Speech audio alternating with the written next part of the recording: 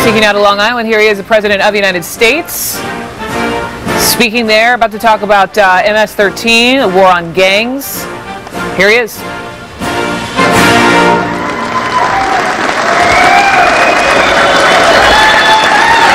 Thank you. Thank you.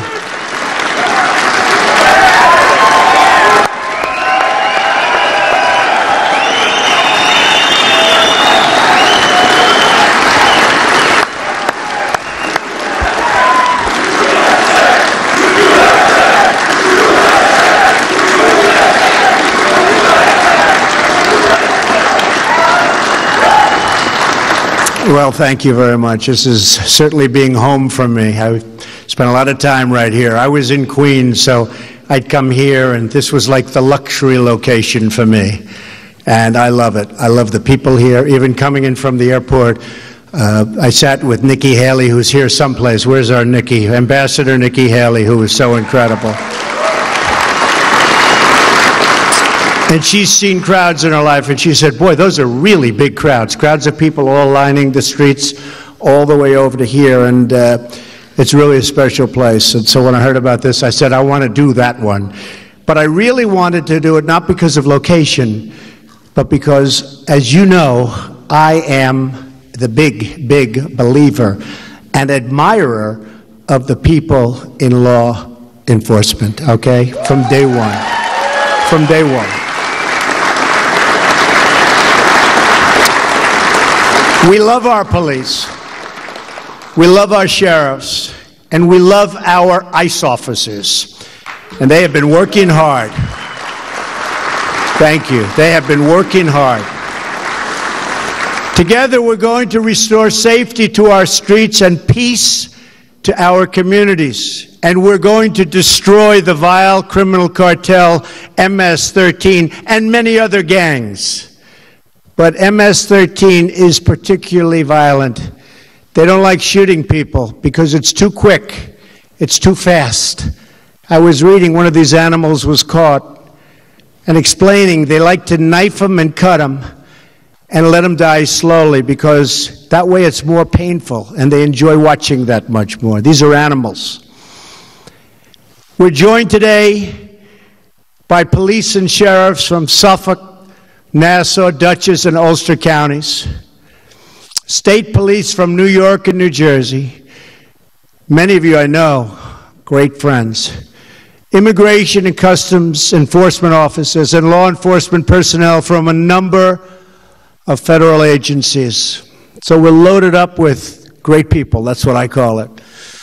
And I want to just tell you all together right now, and the reason I came, this is the most important sentence to me, on behalf of the American people, I want to say thank you. Thank you very much. Thank you.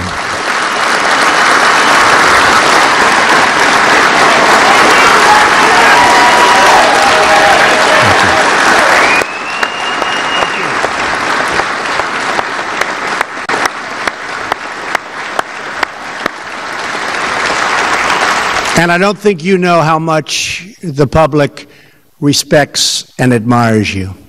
You're saving American lives every day, and we have your backs. Believe me, we have your backs 100%. Not like the old days. Not like the old days.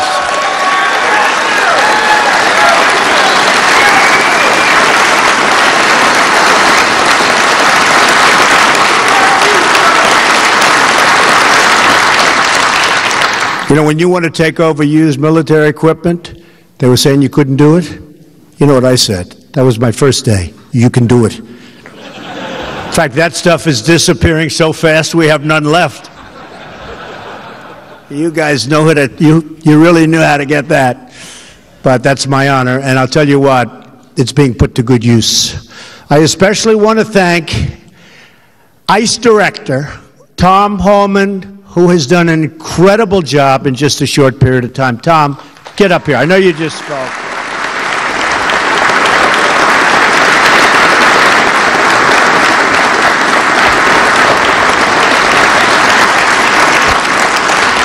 Tom is determined to rid our nation of cartels and criminals who are preying on our citizens. And I can only say to Tom, keep up the great work. He's a tough guy. He's a tough cookie. Somebody said the other day, they saw him on television, they were interviewed after that. They said, he looks very nasty. He looks very mean. I said, that's what I'm looking for. That's exactly what I was looking for. And for that, I want to congratulate John Kelly, who has done an incredible job of Secretary of Homeland Security. Incredible. One of our real stars. Truly one of our stars. John Kelly is one of our great stars. You know, the border's down 78%. Under past administrations, the border didn't go down, it went up. But if it went down 1%, it was like this was a great thing. Down 78%. And in fact, the southern border of Mexico, we did them a big favor, believe me. They get very little traffic in there anymore because they know they're not going to get through the border to the United States. So that whole group has been incredible, led by General Kelly. Let me also express our gratitude to the members of the New York delegation here today. Congressman Chris Collins, where's Chris? Where's Chris? Oh, Chris, right from the beginning, he said Trump is going to win. Trump is going to win. That's why I like him. I didn't like him that much before. Now I love him. I'll never...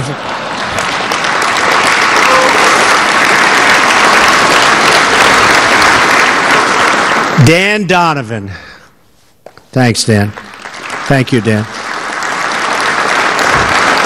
And Lee Zeldin, who I supported right from the beginning when they said he didn't have a chance of beating a pretty popular incumbent.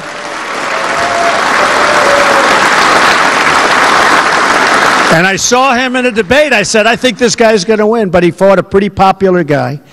And I said, I think he's going to win. And went heavy for him, and he won. And he won pretty easily, didn't you? Pretty good. I'm proud of you. Great job. And, of course, a legend, somebody that we all know very well, sort of my neighbor, because I consider him a neighbor. But he's really a great and highly respected man in Washington, Congressman Peter King. Peter.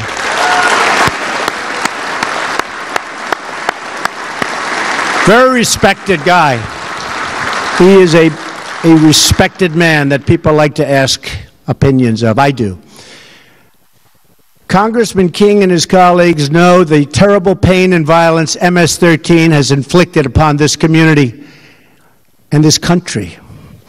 And if you remember, just a little more than 2 years ago, when I came down the escalator with Melania, and I made the speech, people coming into this country, everyone said, what does he know? What's he talking about? And there was Bedlam. Remember Bedlam? And then about 2 months later, they said, you know, he's right. So I'm honored to have brought it to everybody's attention, but the suffering and the pain that we were going through, and now you can look at the numbers, it's a whole different world. And it will get better and better and better because we've been able to start nipping it in the bud. We've nipped it in the bud. Let's call it start nipping it in the bud. And MS-13, the cartel, has spread gruesome bloodshed throughout the United States. We've gotten a lot of them out of here. Big, big percentage, but the rest are coming. They'll be out of here quickly, right? Quickly. Good.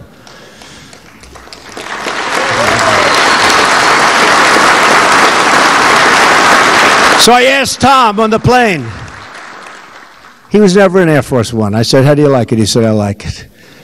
But I said, hey, Tom, let me ask you a question. How tough are these guys, MS-13? He said, they're nothing compared to my guys. Nothing. And that's what you need. Sometimes that's what you need, right? For many years, they exploited America's weak borders and lax immigration enforcement to bring drugs and violence to cities and towns all across America. They're there right now because of weak political leadership, weak policing, and in many cases because the police weren't allowed to do their job. I've met police that are great police that aren't allowed to do their job because they have a pathetic mayor or a mayor doesn't know what's going on. But yeah.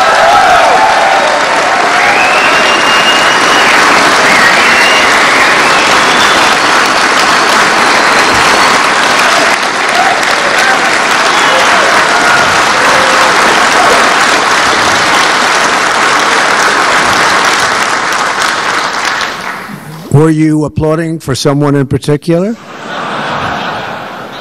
It's sad. It's sad. You look at what's happening, it's sad. But hopefully, certainly in the country, those days are over. You may have a little bit longer to wait. But from now on, we're going to enforce our laws, protect our borders, and support our police like our police have never been supported before. We're going to support you like you've never been supported before.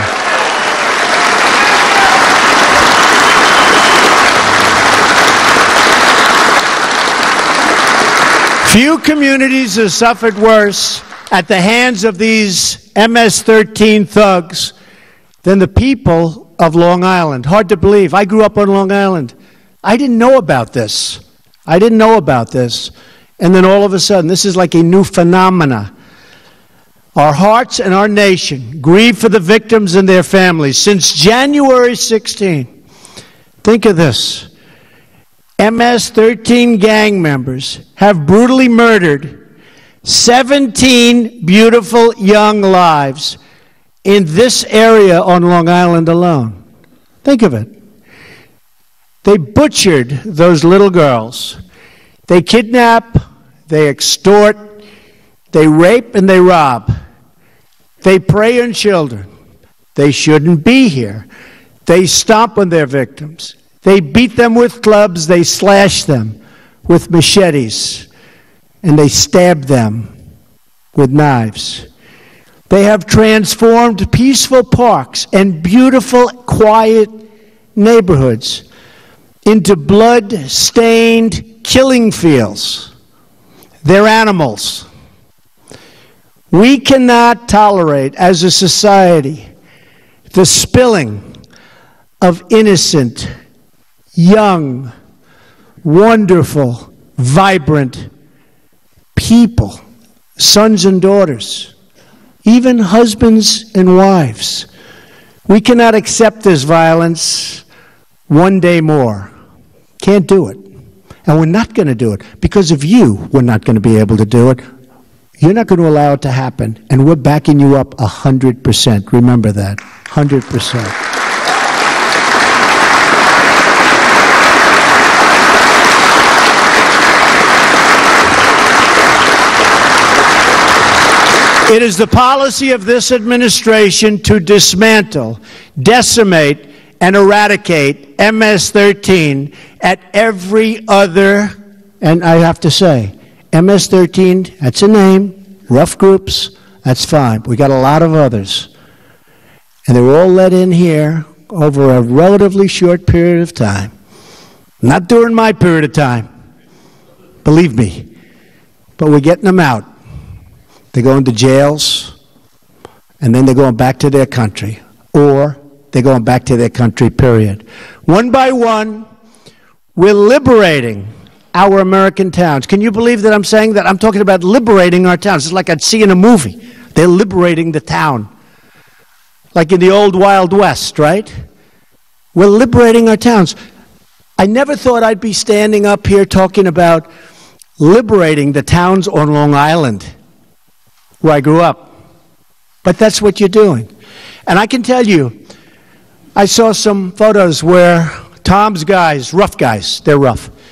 I don't want to be, say it because they'll say that's not politically correct. You're not allowed to have rough people doing this kind of work. We have to get, just like they don't want to have rich people at the head of Treasury. Okay? Like I want a rich guy at the head of Treasury, right? Right?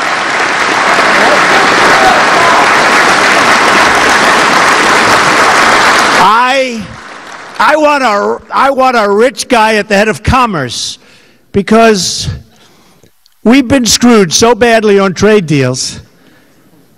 I want people that made a lot of money now to make a lot of money for our country. And by the way, as I was walking up, they just gave me the numbers. Our numbers were just came out this morning. GDP is up double from what it was in the first quarter.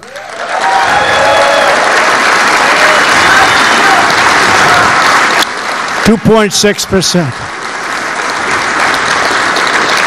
We're doing well. We're doing really well, and we took off all those restrictions, and some we're statutorily stuck with for a little while, but eventually that statute comes up, and we're going to be able to cut a lot more. But we've sort of liberated the world of creating jobs, like you're liberating us and the people that live in areas.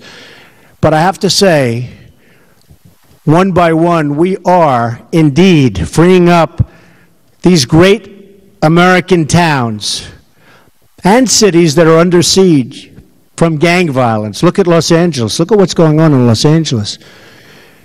Look at Chicago. What is going on? Is anybody here from Chicago? We have to send some of you to Chicago, I think. What's going on? I mean, do you see what's happening there? Do we agree? Is this something maybe? Is there something?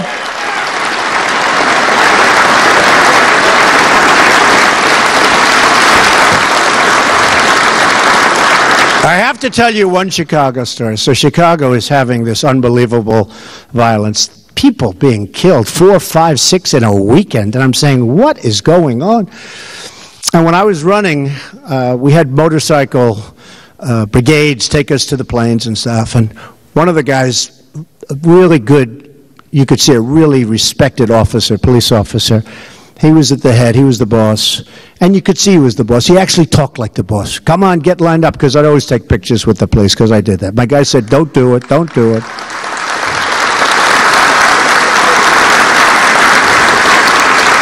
Other candidates didn't do it that I was beating by 40 points. Can you believe it? But I did it. Maybe that's why I was winning by 40 points. But other candidates wouldn't do it. But I always took the pictures with the police.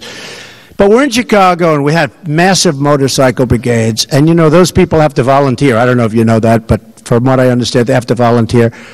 And I had the biggest brigades. I had brigades sometimes with almost 300 motorcycles. Even I was impressed. I'd look ahead, and it was nothing but motorcycles, because they'd volunteer from all over various states. But there's one guy who was impressive. He was a rough cookie and really respected guy. I could see he was respected. And he said, all right, come on, get over here, get over here. He's got to get to work, get over here.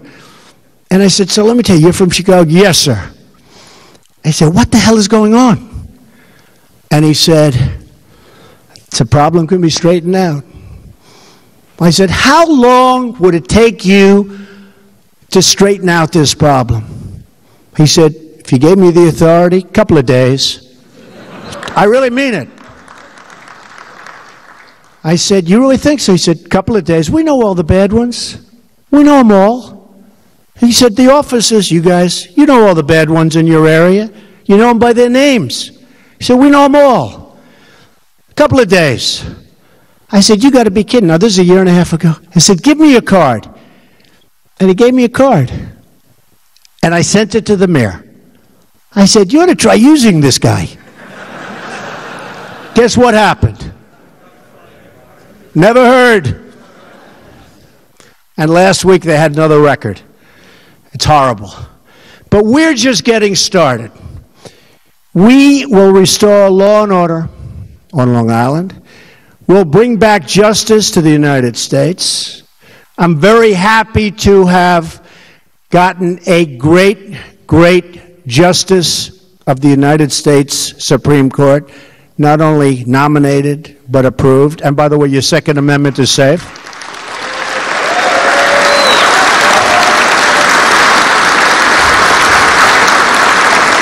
Your Second Amendment is safe. I feel very good about that. Wasn't looking so good for the Second Amendment, was it, huh? If Trump doesn't win, your Second Amendment is gone. Your Second Amendment would be gone. But I have a simple message today for every gang member and criminal alien that are threatening so violently our people. We will find you, we will arrest you, we will jail you, and we will deport you.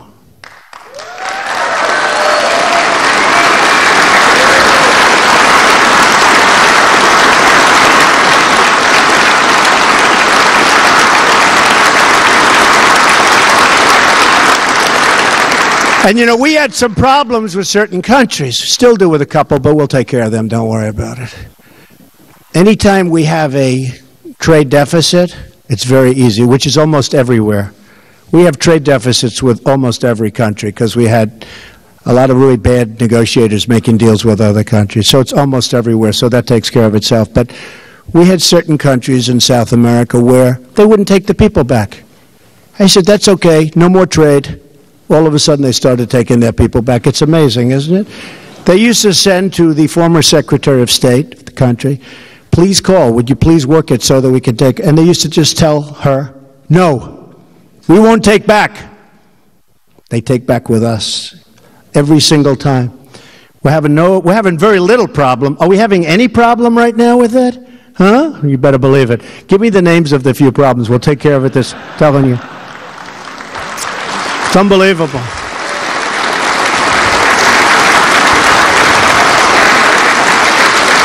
One of the old people, one of the people that represented the other administration, I said, why didn't you use that, the power of economics? Sir, we think one thing has nothing to do with another. I said, oh, really? So we'll have big deficits and they won't take back these criminals that came from there and should be back there? Well, believe me, to me, everything matters. But they're all taking them back. ICE officers recently conducted the largest crackdown on criminal gangs in the history of our country. In just 6 weeks, ICE and our law enforcement partners arrested nearly 1,400 suspects and seized more than 200 illegal firearms and some beauties and nearly 600 pounds of narcotics. The men and women of ICE are turning the tide in the battle against MS-13. But we need more resources from Congress, and we're getting them. Congress is actually opening up and really doing a job. They should have approved health care last night, but you can't have everything. Boy, oh boy. They've been working on that one for 7 years. Can you believe that? The swamp. But we'll get it done. We're going to get it done. You know, I said from the beginning, let Obamacare implode and then do it. I turned out to be right. Let Obamacare implode.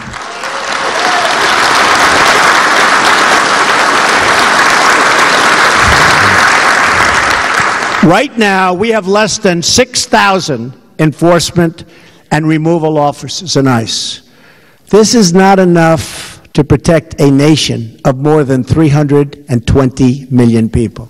It's essential that Congress fund another 10,000 ICE officers, and we're asking for that, so that we can eliminate MS-13 and root out the criminal cartels from our country. Now, we're getting them out anyway, but we'd like to get them out a lot faster. And when you see these towns, and when you see these thugs being thrown into the back of a paddy wagon, you just see them thrown in, rough. I said, please don't be too nice. Like when you guys put somebody in the car and you're protecting their head, you know, the way you put their hand over. Like, don't hit their head, and they've just killed somebody, don't hit their head. I said, you can take the hand away, okay?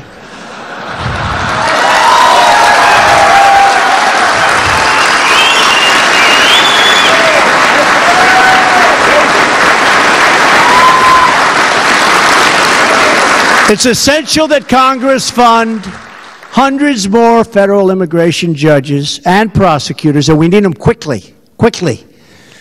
If we're going to dismantle these deadly networks, and I have to tell you, you know, the laws are so horrendously stacked against us because for years and years they've been made to protect the criminal. Totally made to protect the criminal, not the officers. You do something wrong, you're in more jeopardy than they are. These laws are stacked against you. We're changing those laws. But in the meantime, we need judges for the simplest things that you should be able to do without a judge. But we have to have those judges quickly. In the meantime, we're trying to change the laws. We're also working with Chairman Bob Goodlatte on a series of enforcement measures, and he's a terrific guy, to keep our country safe from crime and terrorism, and in particular, radical Islamic terrorism.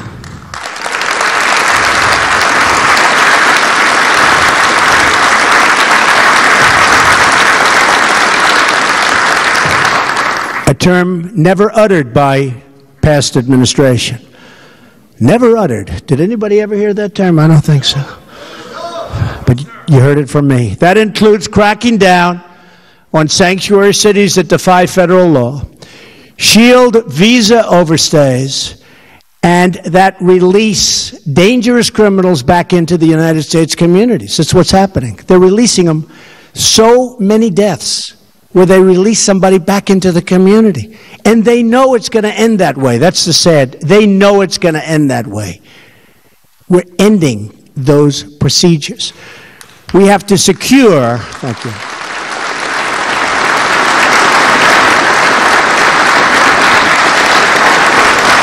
I spoke to parents, incredible parents. I got to know so many parents of children that were so horribly killed, burned to death, beaten to death, just the worst kind of death you can ever, stuffed in barrels. And the person that did it was released, and you'd look at the file, and there were letter after letter after letter of people begging not to let this animal back into society, that this would happen. It would happen quickly. It wasn't even like it would happen over a long period of time. They were saying it would happen quickly. It's total violence. He's a totally violent person. You cannot let this person out. They let the person out, and sometimes it would happen like on the first day. And then you have to talk to the parents and hold the parents and hug them, and they're crying. Crying, their lives are destroyed. And nobody thinks about those people. They don't think about those people.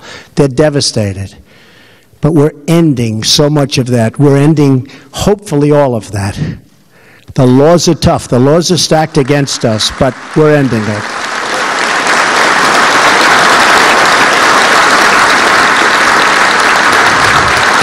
So we're going to secure our border against illegal entry, and we will build the wall. That I can tell you. In fact, last night, you don't read about this too much, but it was approved $1.6 billion for the phase 1 of the wall, which is not only designed, but the start of construction over a period of about 2 years, but the start of construction for a great border wall.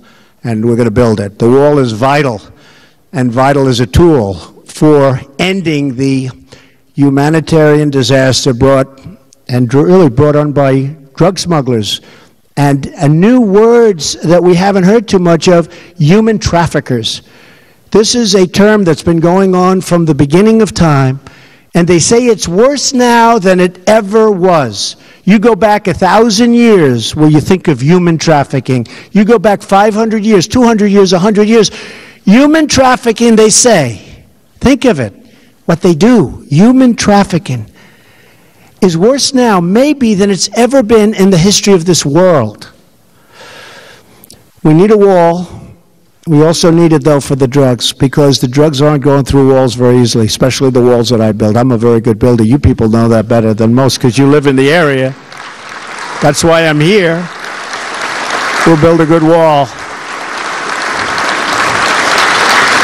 We're going to build a real wall. We're going to build a wall that works. And it's going to have a huge impact on the inflow of drugs coming across. The wall is almost, that could be one of the main reasons you have to have it. It's an additional tool to stop the inflow of drugs into our country. The previous administration enacted an open-door policy to illegal immigrants from Central America. Welcome in. Come in, please. Please. As a result, MS-13 surged into the country and scoured and just absolutely destroyed so much in front of it. New arrivals came in, and they were all made recruits of each other. And they fought with each other. And then they fought outside of each other. And it got worse and worse, and we've turned that back.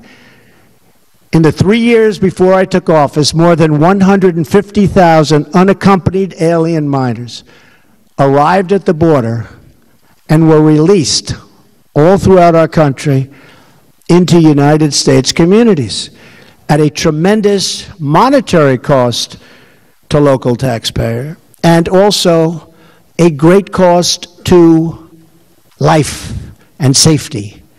Nearly 4,000 from this wave were released into Suffolk County. Congratulations. Including 7 who are now indicted for murder. You know about that.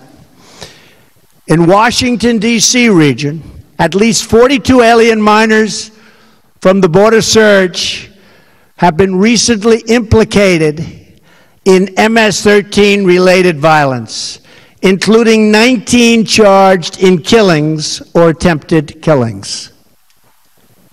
You say, what happened to the old days where people came into this country? They worked and they worked and they worked and they had families and they paid taxes and they did all sorts of things and their families got stronger and they were closely knit. We don't see that. Failure to enforce our immigration laws had predictable results: drugs, gangs, and violence. But that's all changing now. Under the Trump administration, America is once more a nation of laws, and once again, a nation that stands up for our law enforcement officers.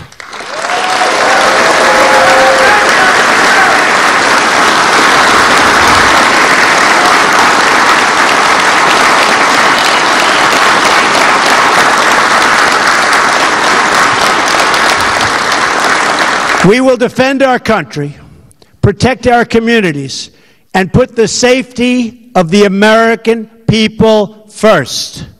And I'm doing that with law enforcement, and we're doing that with trade, and we're doing that with so much else. It's called America First. It's called an expression I'm sure you've never heard of: make America great again. Has anybody heard that expression? You heard that? Have you heard that?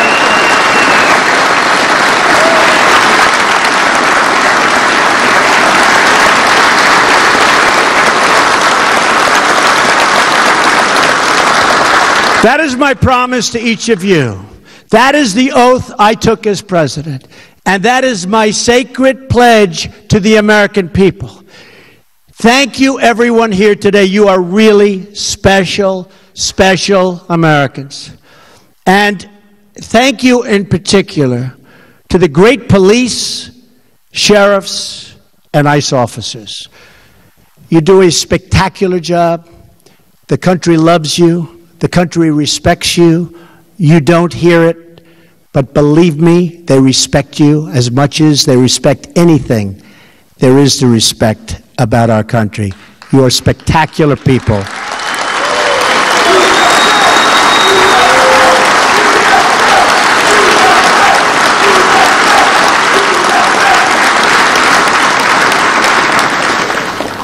Because of the danger of your job, which people also understand fully, I leave you with the following. Thank you, and may God bless you. May God bless the United States of America. Thank you very much. Thank you. Thank you very much.